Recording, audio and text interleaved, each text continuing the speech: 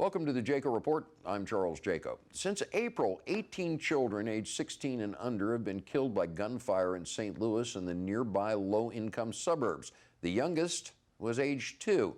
No one has been charged in any of those child killings. Police say they're stymied because nobody will talk. Community residents say they won't talk because of fear of retaliation and because city cops have an often deserved racist reputation.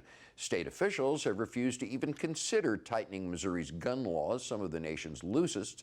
All of the dead kids are black. The black community blames the killings on the availability of guns, on poverty, and decades of institutional racism that have left many neighborhoods looking like Fallujah after an airstrike. The GOP supermajority in the Missouri legislature often blames the homicide on violent African-American communities. Rewards have been posted, vigils have been held, town hall meetings have been scheduled, but kids continue to die and the killers are in the wind. An angry St. Louis is demanding action. So what can be done? Our guest today has some ideas. Chapman-Kramer is project coordinator for the St. Louis area hospital-based violence intervention program. That's part of the Institute for Public Health at Washington University. Terry, thank you very much for being with us. We appreciate it. In a nutshell, explain what your program does. And my understanding from what you told me before we went on the air is this is not prior intervention to try to prevent things such as Better Family Life does. This is after the fact counseling to try to help people. Explain how this works. Sure.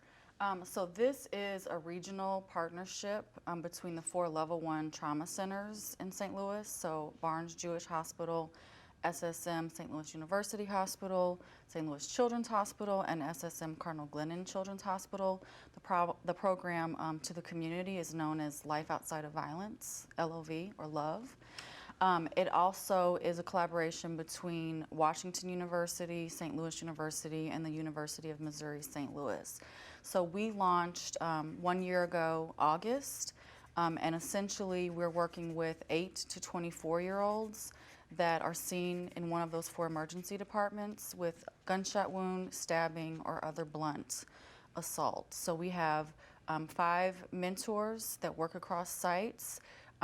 We get notification when someone eligible comes in, and the premise is ideally making contact in person as soon after the injury as possible. So the hospital-based violence intervention model follows, you have a teachable opportunity there. So someone has just survived a violent injury, possibly near death.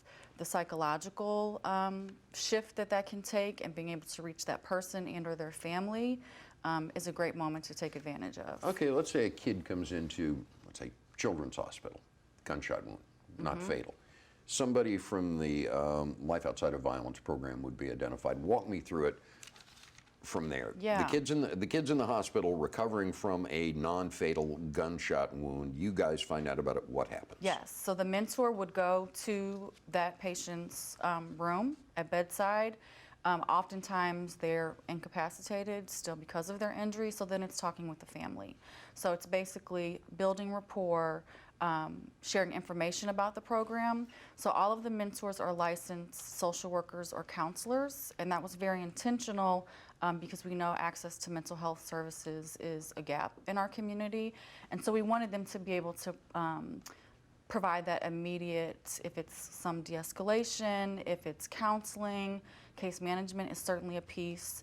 So it's really talking with the family immediately. So it's intensive social work on site as the event is unfolding.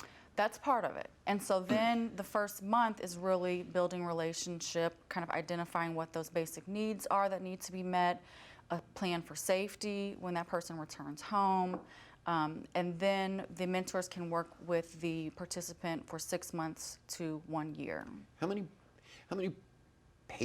out of how many patients that you figure have come into the hospital, how many and their families end up being part of this program? Do you know? So we have outreach, and so that's making that initial contact, 550 eligible individuals. In a year?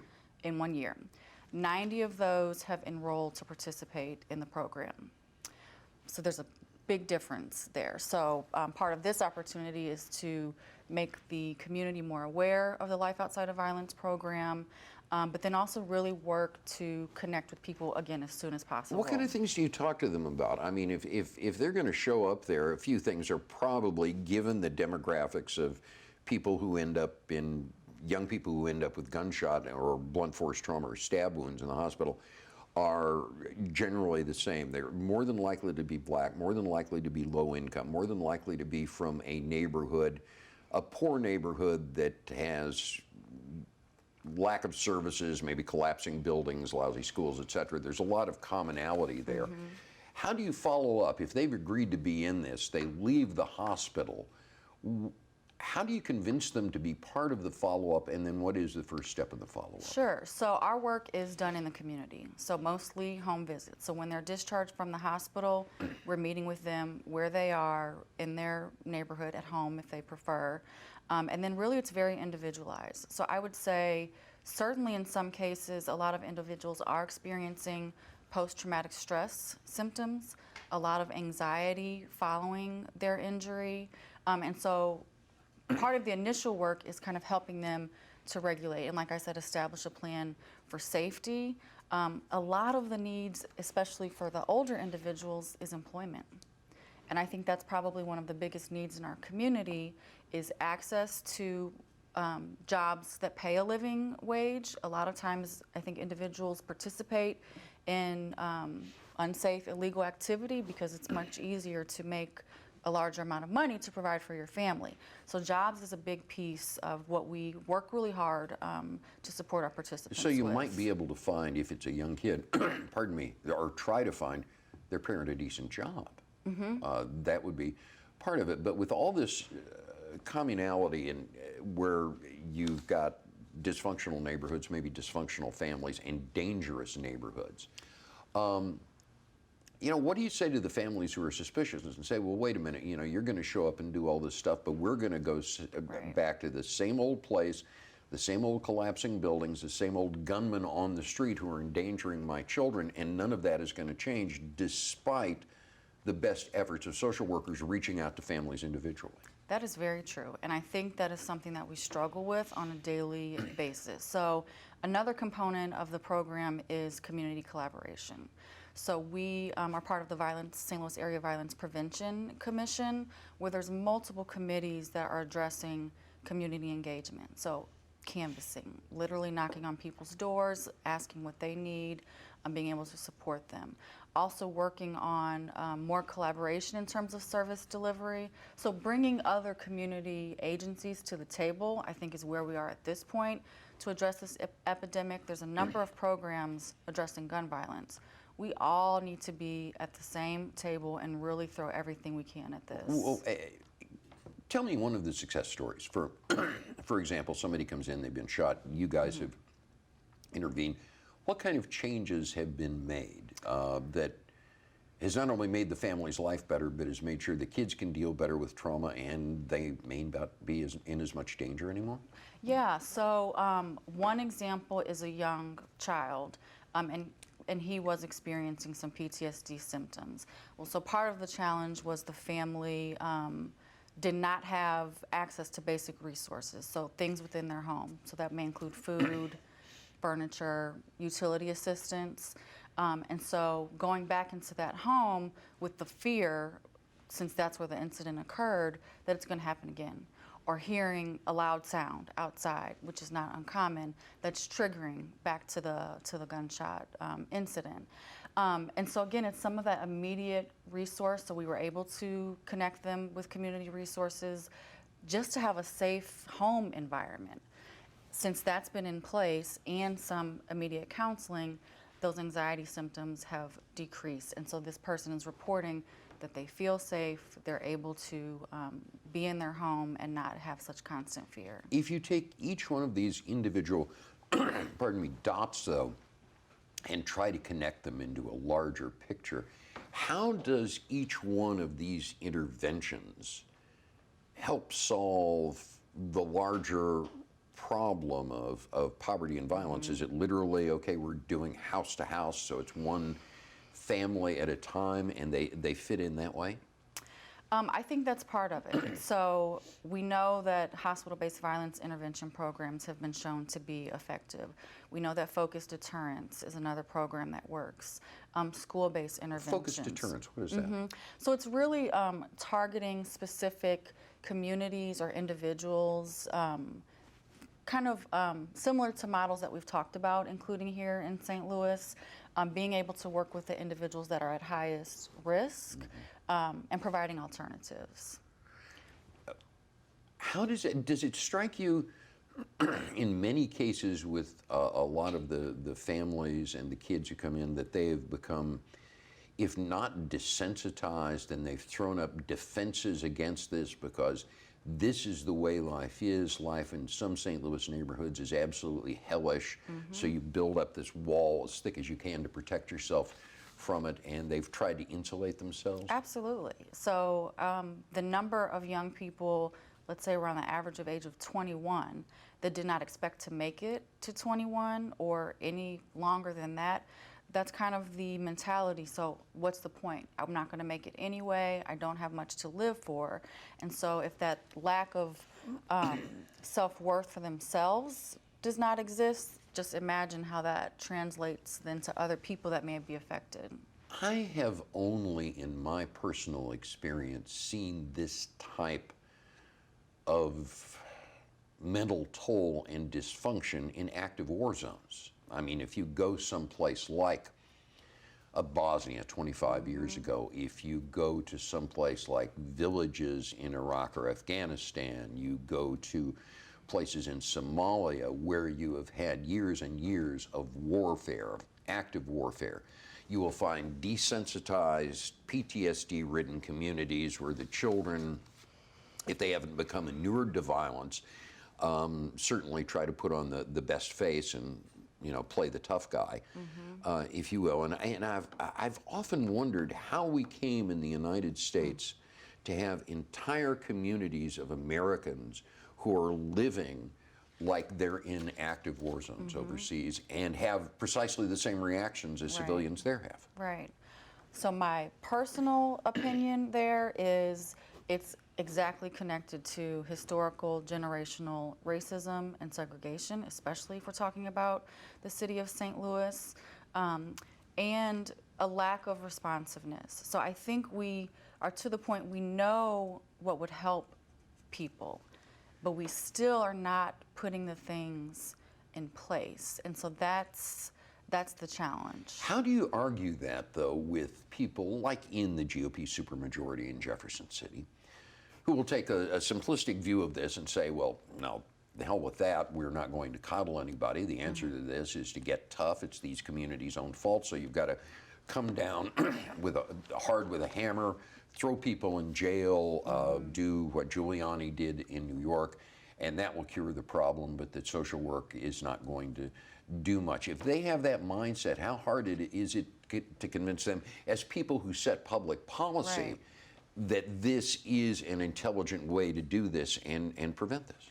So we talk about this being a public health epidemic in crisis.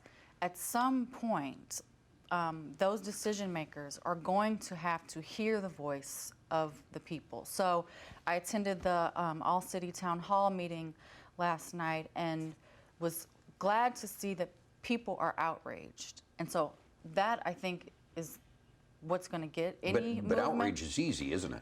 It is easy, yeah, but it's time. Because I think if the decision makers are saying, it's the community's fault, they're, living this way or making these choices, if we have that same community coming together, demanding collective results, my hope, because that's the little hope that I can hang on to, is that that will get some traction. Little hope you can hang on to.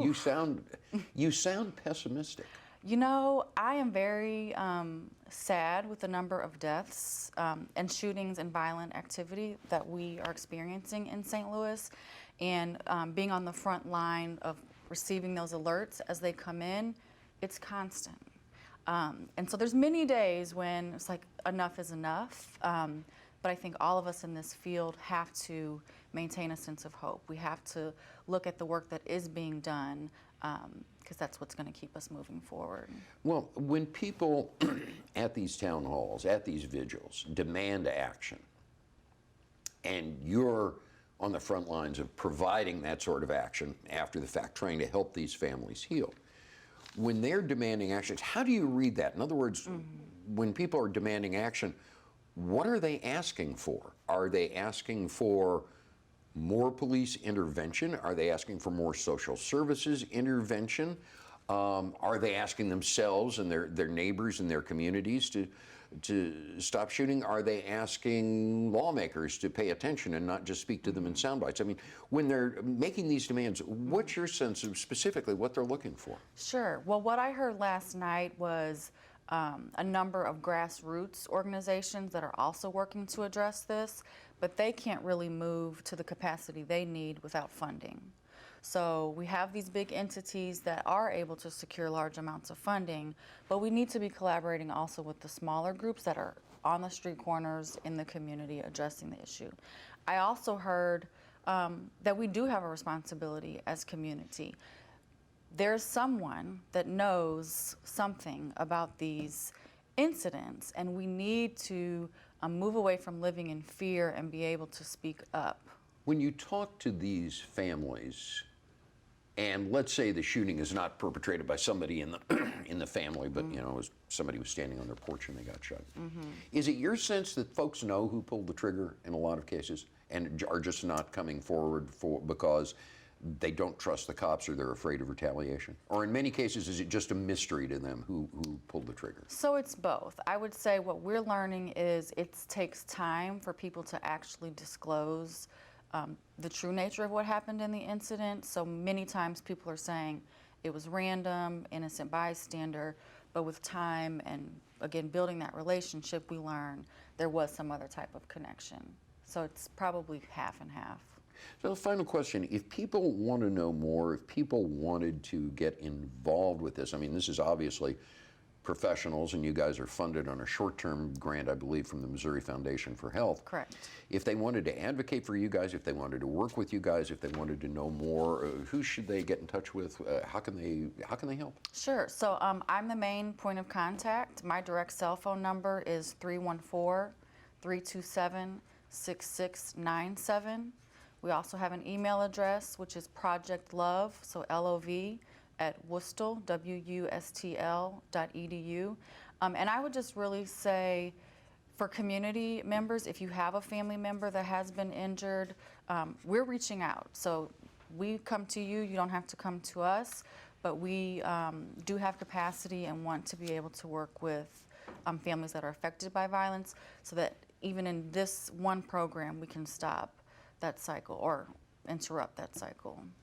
Thank you very much for coming in. Thank you very much. My pleasure. My pleasure. Our thanks to Kateri Chapman-Kramer, and our thanks to you for joining us. We hope you can join us back here next week for another edition of the Jaco Report. I'll see you then.